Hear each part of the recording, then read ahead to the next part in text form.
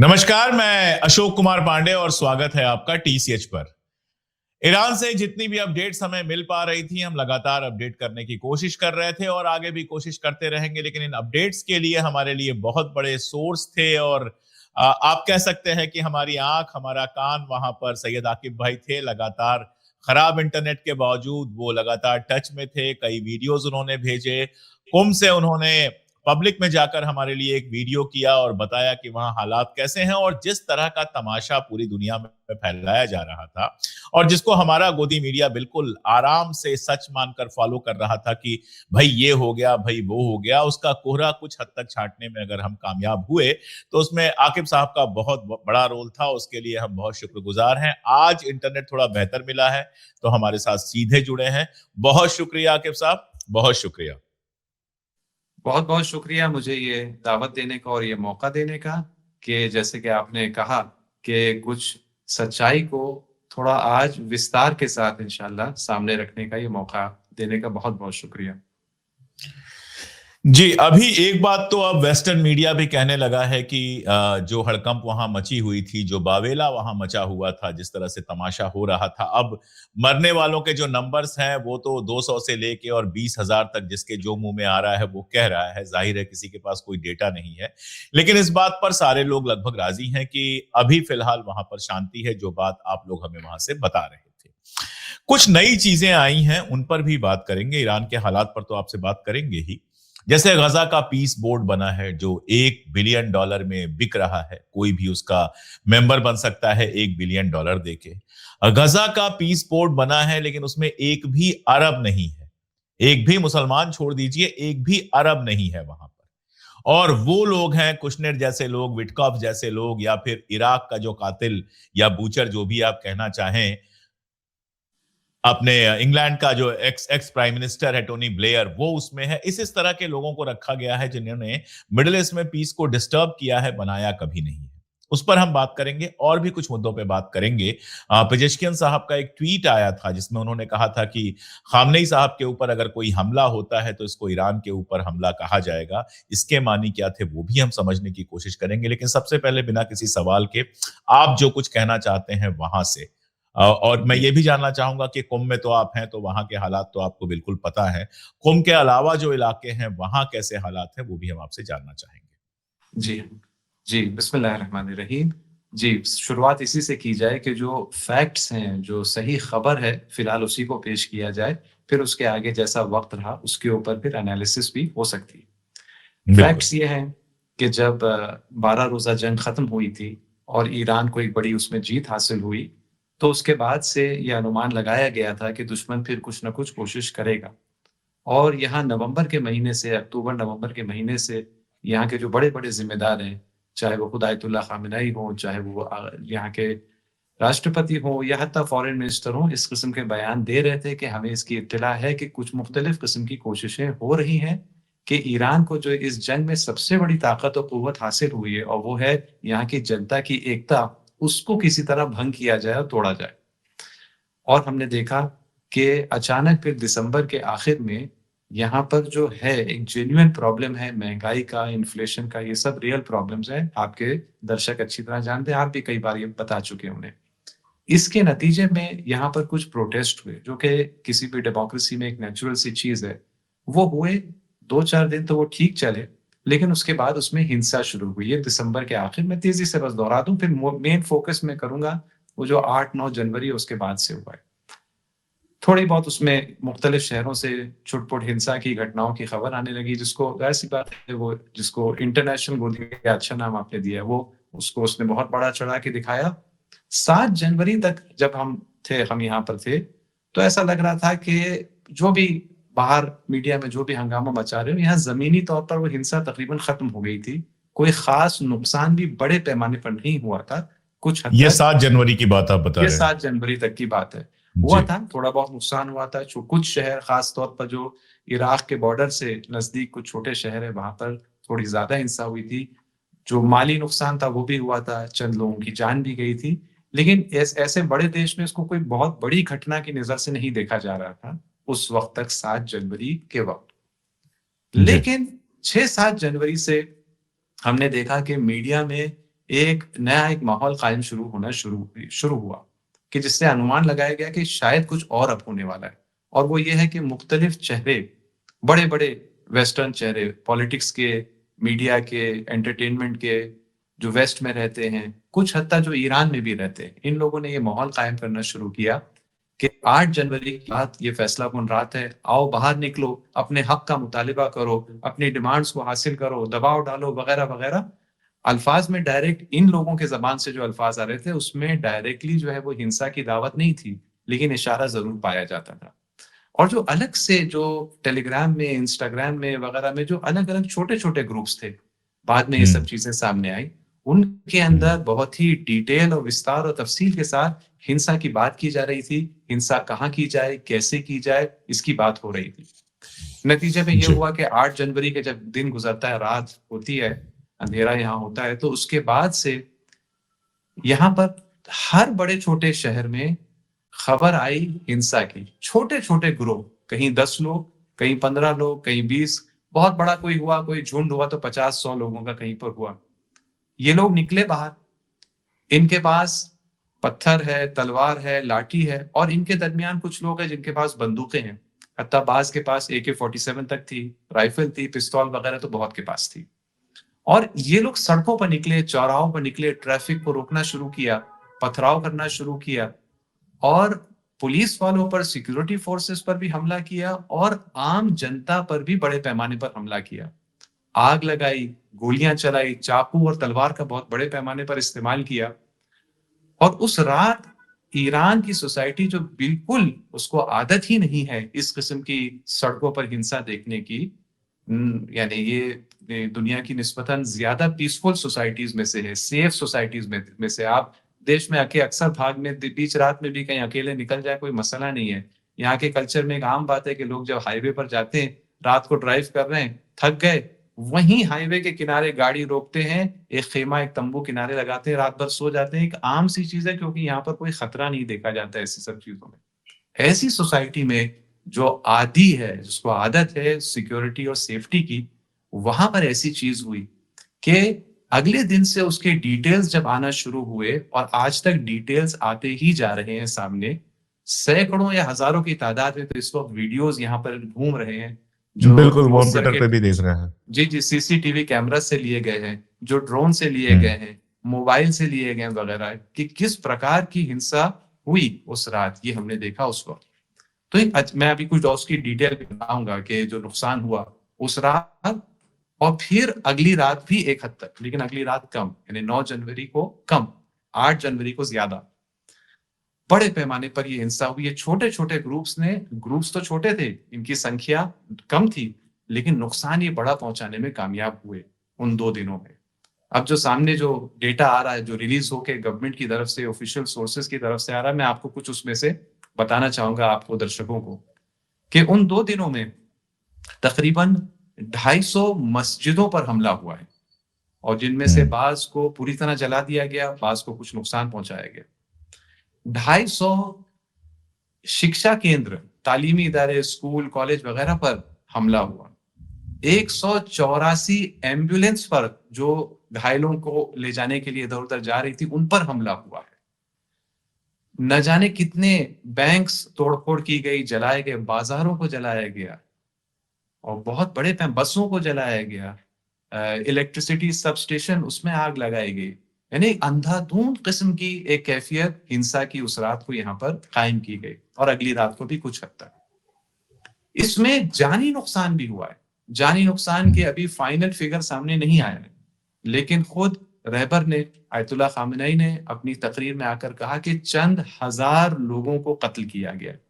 इस हिंसा करने वालों ने चंद हज़ार आम ईरानियों को और सिक्योरिटी फोर्सेस को। सिक्योरिटी फोर्सेस की शहीद होने वालों की संख्या उस 1-2 दिन में 100 से ज़्यादा है। और आज ये खबर आई कि 3,700 सिक्योरिटी फोर्सेस शदीद तौर पर ज़ख्मी हैं, गंभीर तौर पर घायल हुए उन 1-2 रातों में। पत्थर, चाकू, हमने बहुत वीडियोज़ भी देखे हैं कि किस तरह से लिंचिंग की गई सिक्योरिटी फोर्सेस की। हम्म, बहुत, यानी इतने वीडियोज़ हैं कि उसकी कोई गिनती ही नहीं है। लिंचिंग की गई, उसकी वजह भी ये थी क्योंकि सिक्योरिटी फोर्सेस उस 8 जनवरी को ख़ास तौर पर अनआर्म्ड थी। क्योंकि यहाँ पर इतने डेकेड्स में जो एक्सपीरियंस है और ट्रेनिंग जो हासिल हुई है कि मॉब वायलेंस से कैसे डील किया जाए, तो यहाँ के प्रोटोकॉल में ये शामिल है कि अनआर्म्ड तरीके से डील किया जाएगा, सिवाय इसके कि फिर पूरी तरह से एकदम गोलियां चलने लगे, तो उस सूरत में खास आर्म्ड लोग होते हैं सिक्योरिटी फोर्सेस में। आमतौर पर सिक्योरिटी फोर्सेस जब जाती हैं मॉब को कंट्रोल करने के लिए, वो गोली नहीं चलाती। वजह उसकी है कि उनको बंदूक ही ले जाने की इजाजत नहीं होती। नतीजे में हमने देखा कि इस बड़े पैमाने पर उनकी लिंचिंग उस रात को होती है और बहुत उसमें दर्दनाक है। तबाज के तो सर काट के अलग कर दिए गए। ने एक अजीब यहाँ की सोसाइटी के लिए बहुत ही वहशतनाक सिचुएशन उस रात को पैदा हुई। 9 जनवरी से सिक्योरिटी फोर्सेस ने अपना रवैया बदला तो तेजी से मसला कंट्रोल में आया। इंटरनेट को भी जब 8 जनवरी देर रात को बंद किया गया, उसका भी बहुत फायदा हुआ चीजों को कंट्रोल करने में। इंटरनेट बंद होने से और सिक्योरिटी फोर्सेस ने अब सख्ती का रवैया जब से इख्तियार किया, तो 9 जनवरी को कमी आई और 10 जनवरी तक आते आते यहाँ पर फिर दोबारा शांति स्थापित हो गई और गिरफ्तारियों का सिलसिला शुरू हुआ। 10 जनवरी के बाद से आज हम 19 जनवरी को आपस में ये गुफ्तगू कर रहे हैं। यहाँ पर हर जगह इस वक्त अमन और अमान और शांति कायम है। हर तरफ बाजार खुले हैं, यातायात एकदम समानता से यहाँ पर हो रही है, सब कुछ नॉर्मल है। ट्रेन, बस, हाईवे, फ्लाइट, सब कुछ है। लेकिन सब लोग एक अजीब अपने दिल में एक संगीनी का एहसास कर रहे हैं, क्योंकि एक ऐसे तजुर्बे से उनको गुजारा गया है कि उनको कभी इस किस्म की चीजें देखने को नहीं मिली। कई लोगों ने अपनी आंखों से देखा, चश्मदीद गवाह रहे इस हिंसा के, और कई लोगों ने, उससे ज्यादा लोगों ने जो है मीडिया से, क्योंकि यहाँ के मीडिया ने इसको 9 जनवरी से ही पूरी तरह से ये सारी डिटेल्स को सामने लाना शुरू किया और खुद इन वीडियोस को बड़े पैमाने पर वो डिस्ट्रीब्यूट कर रहा है और नश्र कर रहा है। और आज तक इतने वीडियोस है कि आज तक नए नए वीडियोस आ रहे हैं, इतने ज्यादा है। तो आप देख, सबकी जिंदगी तो नॉर्मल चल रही है, लेकिन एक गम और एक संगीनी की एक कैफियत कि क्या इस सोसाइटी में ऐसा हो सकता था? क्या चंद हजार लोग इस तरह से ये कर सकते थे? हमें नहीं पता था कि ये भी हमारे ऊपर इस किस्म का भी हमला हो सकता है। जब 12 जून का हमला हुआ तो एक अलग किस्म की हैरत थी कि ऐसा हमला कोई हो सकता था, कि बातचीत हो रही है, नेगोशिएशन हो रहे हैं दो हुकूमतों के बीच में, उसके बीच में हमला करे कोई, क्या मुमकिन था? कोई नहीं अनुमान लगा सकते थे, आम लोग नहीं लगा सकते थे। अब यहाँ पर ये नई हैरत का सामना करना पड़ रहा है कि क्या वाकई ऐसा भी हो सकता था और ऐसा हुआ हमारे साथ। तो ये यहाँ पर इस वक्त कैफियत बरकरार है। अलबत्ता जैसे आप जानते हैं, मैंने भी 12 जनवरी को इस सिलसिले में मैसेज भेजा था कि 12 जनवरी के दिन इसके मुकाबले में एक बहुत बड़ा यहाँ पर मिलियंस की तादाद में यहाँ पर मजमा निकला, हर शहर में, हर बस्ती में। उस दिन जमीर साहब ने लाइव हमको वहां से वीडियो भेजा हाँ, था, जिस समय जुलूस निकल रहे थे, उसमें बिल्कुल लाइव खड़े होकर भेजा था। बिल्कुल, और जिससे एकदम स्पष्ट हो गया कि जनता क्या सोच रही है, क्या चाहती है, और जनता कितना मुतनफिर है, कितना क्रोध और गुस्सा है इन हिंसककारियों के बनिस्बत। तो अभी हम इस सिचुएशन में हैं, मैं आखिरी अपने जो चंद जुमले अभी इस मरहले के, हम इस स्थिति में इस वक्त हैं पांडे जी के 12 रोजा जंग के बाद जैसी सिचुएशन में हम दोबारा है कि वो हमला हुआ, उससे नुकसान हुआ यहाँ की सोसाइटी को, लेकिन हमलावर नाकाम हुए, वो अपने मकसद तक नहीं पहुंच सके, और बल्कि उसके नतीजे में ईरानी सोसाइटी में जज्बा और इत्तेहाद और समझ और शऊर में इजाफा हुआ। दोबारा हम उस स्थिति में हैं कि दोबारा और ज्यादा इत्तेहाद में और ज्यादा जज्बे, समझ और शऊर में सोसाइटी में इजाफा है, लेकिन नुकसान हुआ है। एक सवाल मैं आपसे करना चाहूंगा। आमतौर पे जैसे लगता है मुस्लिम कंट्री कहा जाता है तो लगता है कि बस सारे एक जैसे लोग हैं, बिल्कुल मोनोलिथ सोसाइटी जिसको अंग्रेजी में कहते हैं, तो सब एक जैसे हैं, सबका एक फिरका है, सब एक जैसे कपड़े पहनते हैं, सब एक कल्चर से आए हैं, सब एक लैंग्वेज बोलते हैं, ये मान लिया जाता है। जो हमारा बैकअप माइंड एक होता है उससे मान लिया जाता है। लेकिन ईरान के बारे में मैंने अपने चैनल पर तो कई बार नक्शा उसका दिखा के अलग अलग इलाकों की बात करके बताया है कि नहीं, वहां अलग अलग फिरकों के, अलग अलग धर्म के लोग रहते हैं, अलग अलग कल्चर के लोग रहते हैं। बलूच भी हैं, तुर्कमेनिस्तान से लगती हुई भी सीमा है, उज्बेकिस्तान से भी लगती हुई सीमा है, तो इन सब का असर है। मेन पर्शिया है जो पर्शियन कल्चर का है, उसके अलावा भी कई सारे कल्चर्स वहां पर हैं। तो ये मतलब अगर ऐसे देखा जाए तो काफी कुछ हमारे हिंदुस्तान की तरह ही ईरान भी एक मल्टी कल्चरल और मल्टी लिंगुअल सोसाइटी है। ये मतलब मैं बार-बार इसलिए कहता हूँ कि वो थोड़ा-सा हट जाए, जो बहुत छोटे मुल्क होते हैं, उनके साथ ये हो सकता है कि एक ही कल्चर हो। आप ये चीज़ जॉर्डन में देख सकते हो, ये चीज़ ओमान में, हालाँकि ओमान जैसे मुल्क को भी आप देखोगे तो 7 या 8 अलग-अलग रियासतें थी, उन्होंने मिलके एक नेशन बनना स्वीकार किया, तो उनके भी कल्चर, खाने-पीने में काफ़ी फ़र्क है। साउथ में जाइए, नॉर्थ में जाइए, अलग-अलग है। खैर, तो ये जो इससे क्रिएट होती है फॉल्ट लाइंस, जैसे लेबनान में फॉल्ट लाइंस थी, सीरिया जो मल्टी एथनिक ग्रुप था वहां पे फॉल्ट लाइंस थी, और उन फॉल्ट लाइंस को बहुत कायदे से मैनूवर किया इजराइल और अमेरिका ने। नतीजा यह है कि सीरिया तो तबाही के कगार पे ही है, बटा हुआ है बुरी तरह से, रोज वहां खून बह रहा है, और लेबनान में भी ये कोशिश जारी है कि इस तरह का कुछ कर सके। ईरान के पीछे भी यही मसला था। मैंने अपने चैनल पे कहा था, आप लोग देख नहीं पा रहे होंगे वहां से नेट की वजह से, तो मैंने अपने चैनल पे ये बात कही थी कि असली प्लान है ईरान को अलग-अलग टुकड़ों में बांट देने का, और फिर उसके बाद एक छोटा-सा हिस्सा रजा पहलवी को शायद मिल जाए, बाकी सब हिस्सा ऐसे लोगों के पास होगा कि इजराइल और अमेरिका आराम से लूट कर सकें। ये उनकी प्लानिंग दिखाई देती है। अगले दिन वॉल स्ट्रीट जर्नल ने इसी चीज को छापा, मुझे सुन के तो नहीं छापा होगा, लेकिन उन्होंने छापा तो वो चीज ज़ेरे बहस थी कहीं न कहीं। तो ये जो फॉल्ट लाइंस हैं कितनी गहरी हैं ईरान में, और इनका कितना फायदा उठाया जा सकता है या आगे हो सकता है, क्योंकि फॉल्ट लाइंस तो हैं, ये कहना तो गलत होगा कि नहीं ठीक है, रहबर है, खामनेई है, लेकिन बहुत सारे लोग उनके खिलाफ भी होंगे, बहुत सारे लोग उनको नहीं पसंद करते होंगे, लिबरल्स अपने तरीके के, और भी बहुत तरह के लोग हैं। तो इन फॉल्ट लाइंस के बारे में मैं चाहता था थोड़ा सा आप विस्तार से हमारे दर्शकों को बताते, तो ईरान को समझने में इनको मदद मिलती। जी हाँ, जैसे कि आपने सही कहा, किसी भी बड़े देश में मुख्तलिफ किस्म की अलग-अलग सोशल ग्रुप्स, कौमें वगैरह रहती हैं, और ईरान में भी ऐसा है। ज़बान के एतबार से भी शिया सुन्नी भी, ये भी आपके दर्शक भी जान लें कि यहाँ की गर्चे यहाँ की मेजॉरिटी जो है वो शिया मुसलमान है, लेकिन सुन्नी मुसलमान भी हैं, यहाँ पर क्रिश्चियंस भी हैं, यहाँ पर यहूदी भी पाए जाते हैं।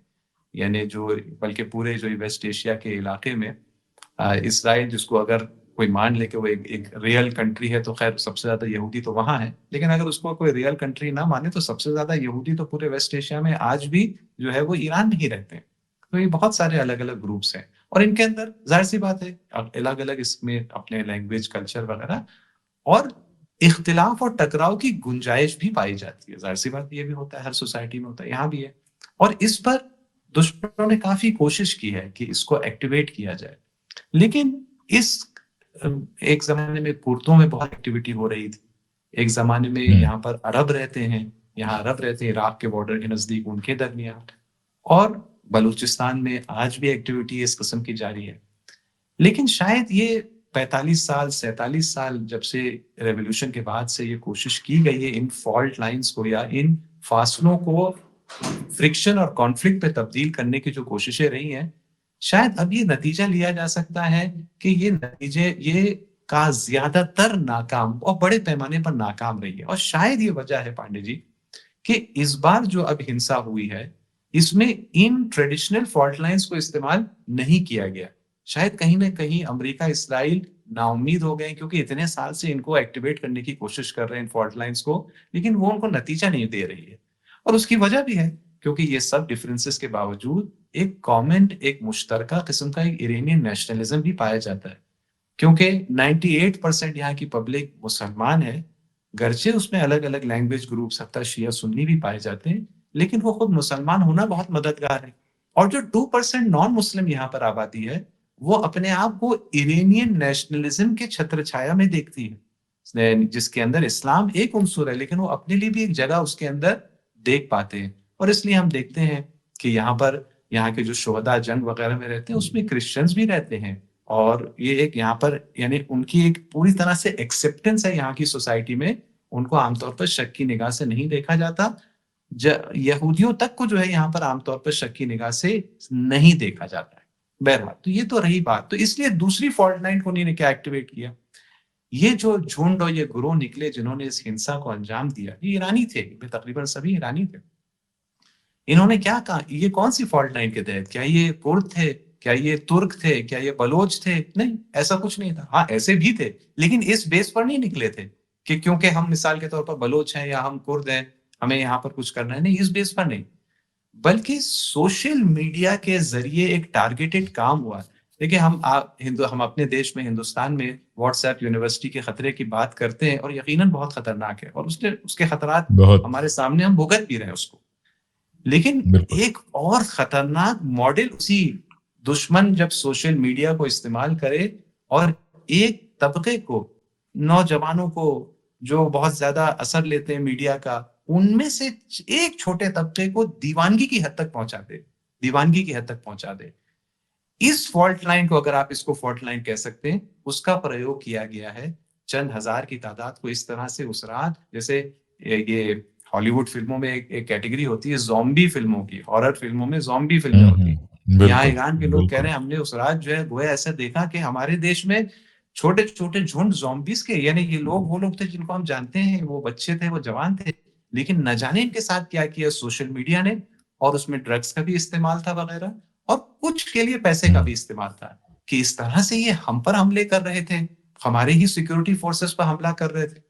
ये यहाँ पर एक नए किस्म की फॉल्ट लाइन का इस्तेमाल किया गया। लेकिन ज़ाहिर-सी बात है, हर वो तीर जो आपने एक बार चला दिया, अगर आपने तीर एक बार चला दिया है, या तो आप अपने दुश्मन को आप कत्ल कर दें, लेकिन अगर वो सिर्फ़ हल्का-सा छू के निकल गया, अब आप दोबारा वो तीर नहीं चला सकते, बेकार हो गया फिर। वो बेकार हो गया। जी। और 12 रोज़ा जंग में भी ये हुआ। इस वाले हमले में भी यही हुआ कि अमेरिका अमेरिका ने नया एक तीर चलाया, लेकिन उसके नतीजे में यहाँ पर नुकसान तो हुआ, लेकिन नुकसान से ज़्यादा यहाँ पर इत्तेहाद में, इरादे की मज़बूती में और शऊर और समझ में इज़ाफ़ा हुआ। शऊर और समझ में इज़ाफ़ा हुआ। इसलिए आगे के जैसे ये मुकाबला, क्योंकि इसमें देखिए पांडित जी, आप शिद्दत आती जा रही है। आप अगर देखें, इस किस्म का जो यहाँ पर इंटरनल डिस्टर्बेंस क्रिएट करने का मामला रहा, पहले 2009 में एक बहुत बड़ी कोशिश की गई। हुँ, वो green revolution, colour revolution, velvet बिल्कुल, रेवोल्यूशन, बिल्कुल। नाकाम हुई। फिर उन्हें 10 साल लगे अगली बड़ी कोशिश, जो 2019 में जब पेट्रोल की कीमतें बढ़ी थी उस वक़्त की। फिर उसके बाद सिर्फ 3 साल बाद महसा अमीनी के नाम से जो यहाँ पर फितना और फसाद क्रिएट किया गया, वो सिर्फ 3 साल बाद किए गए। तो आप देखें, टाइम कोलैप्स हुआ, कम हुआ। उसके बाद 3 ही साल फिर लगे, और 12 रोज़ा जंग एक नए किस्म की इंटरनल डिस्टर्बेंस क्रिएट करने की कोशिश थी है। आप जानते हैं, आपके दर्शक भी जानते हैं कि 12 रोज़ा जंग बिल्कुल। को मिलिट्री हमला कहना सही मानों में एकदम सही नहीं है। वो एक मुकद्दमा था इंटरनल डिस्टर्बेंस का, कि उसके बाद असली मिलिट्री हमला होता है।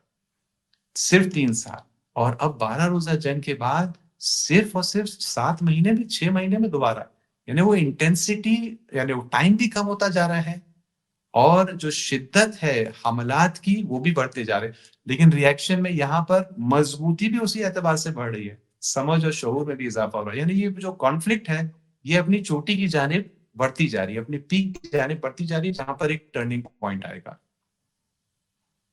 मुझे लगता है कि नेपाल और बांग्लादेश में जिस तरह से तख्ता पलट में ये लोग कामयाब हुए थे, उससे भी लगा होगा कि शायद ईरान में भी ये किया जा सकता है। फिलहाल तो नाकामयाब हुए हैं, लेकिन अ, थोड़ी बातचीत लंबी हो रही है, लेकिन कर लेते हैं। बड़ी मुश्किल से इंटरनेट मिला है आपको।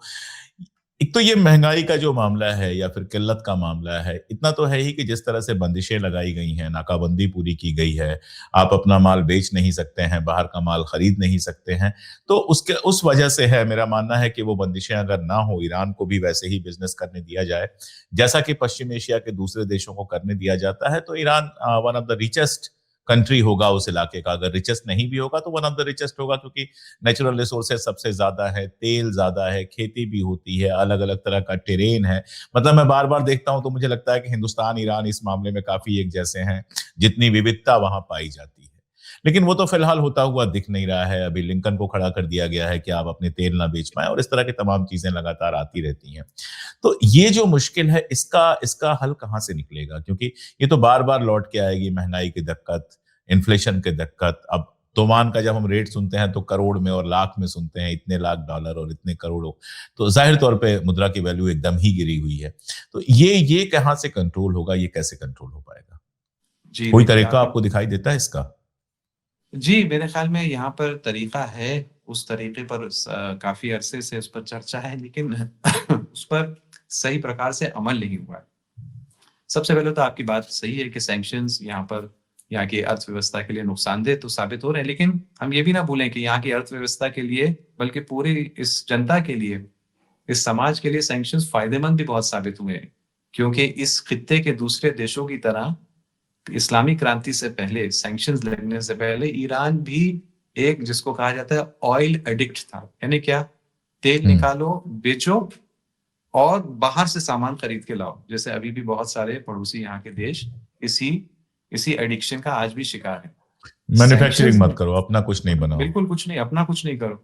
आज अगर जी। ईरान में इतनी डाइवर्सिफाइड इकोनॉमी है, अगर ईरान के नॉन ऑयल एक्सपोर्ट्स जो हैं वो हर साल ग्रो कर रहे हैं, अगर बाज़ मैन्युफैक्चरिंग फील्ड्स में वो दुनिया के टॉप 5, टॉप 10 कंट्रीज में आ चुका है, इसमें खुद सैंक्शंस और दुश्मन की दुश्मनियों का भी इसमें बहुत अहम किरदार है। अगर ये मजबूरी नहीं होती तो कौन अपनी ये लत छोड़ेगा कि आसानी से तेल निकालो, बेचो और खरीद कर, कोई नहीं छोड़ता है बुरी आदत इतनी आसानी से।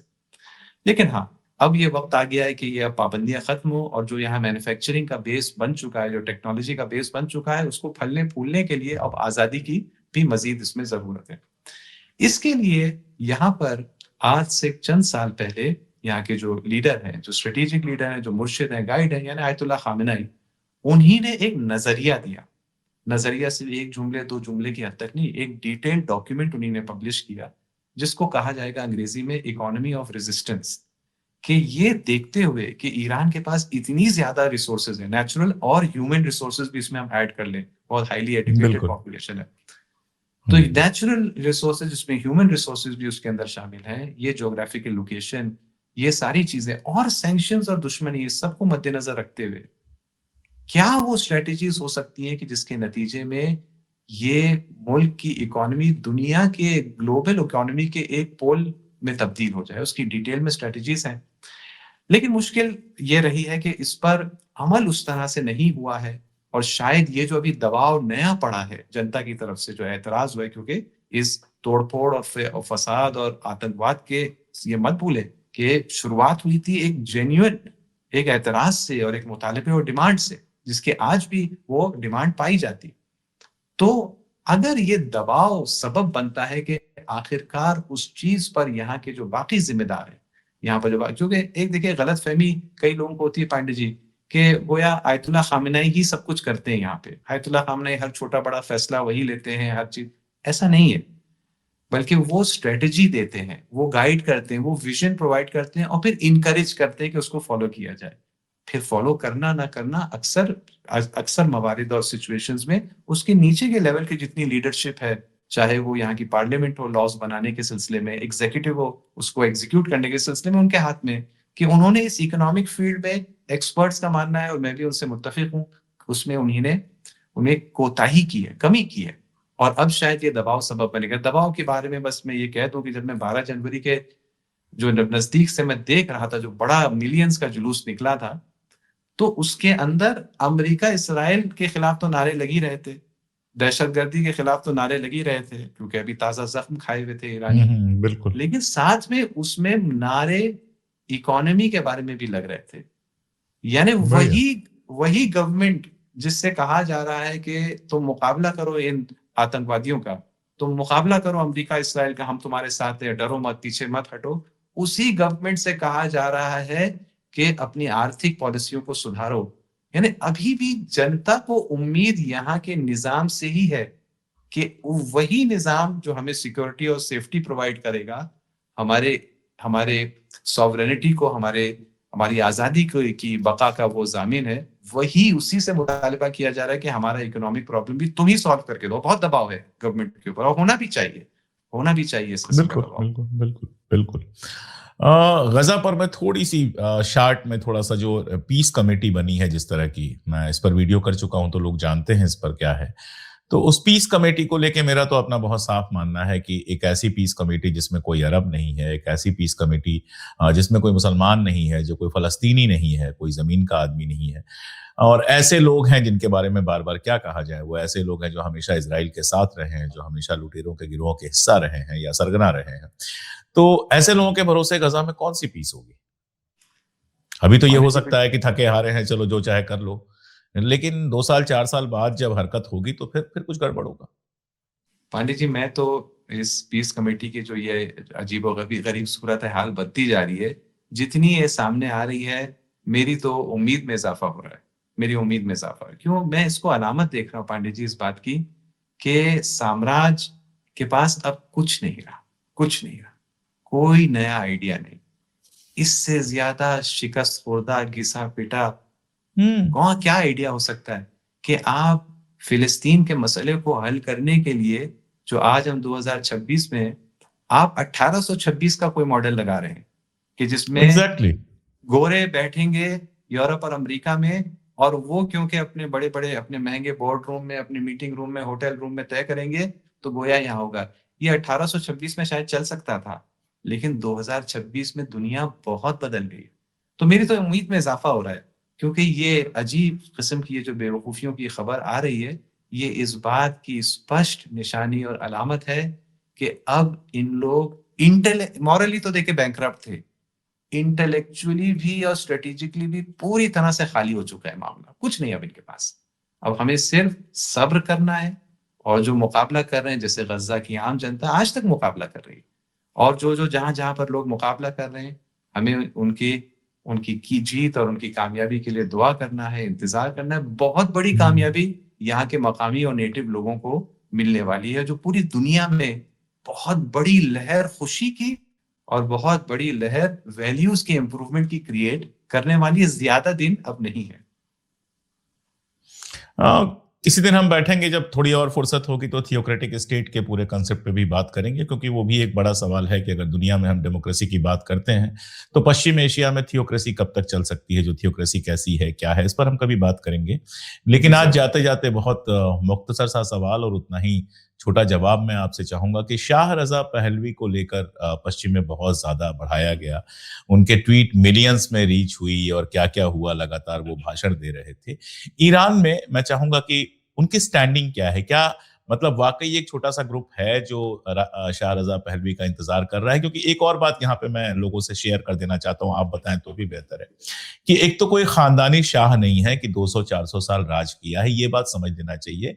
इनके दादा थे, शायद बाप थे, और उसके बाद ये तो तीसरी ही पीढ़ी है, इससे ज्यादा नहीं है कुछ। दूसरी बात की कोई डेमोक्रेसी लेके नहीं आ रहे थे, वहां डेमोक्रेटिकली इलेक्टेड एक सोशलिस्ट प्राइम मिनिस्टर थे जिनकी हत्या करवाई गई थी, और उसके बाद शाह साहब के शासन में जितनी हत्याएं हुई हैं, कभी आराम से हम दोनों बैठ के बात कर लेंगे या दोनों में से कोई अकेले बात कर लेगा, वो ऐसा कोई छुपा हुआ इतिहास नहीं है जो कोई नहीं जानता है। छुपाने की कोशिश जरूर की जाती है, उनको डेमोक्रेट की तरह पेश किया जाता है। मैं बोलूंगा तो फिर लंबा बोलता जाऊंगा, आप ही बोलिए। जी, बिल्कुल सही बात है। ये बड़ी यानी वही जो मैं कह रहा था ना कि जितनी ज़्यादा जो है वो हिमाकतें और बेवकूफ़ियाँ सामने आती जाती हैं, उतनी ज़्यादा उम्मीद बढ़ती जाती है।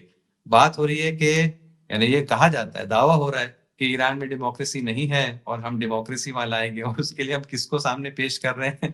एक बादशाह को हम पेश कर रहे हैं, जो पूरी उम्र अमेरिका में रहा है, अमेरिका ने उसको पाला है, और जो नेतन्याहू के साथ अपनी फ़ोटो खिंचवा रहा है, आजकल भी जब मौका मिलता है उसके साथ अपनी फ़ोटो डालता है, पोस्ट करता है।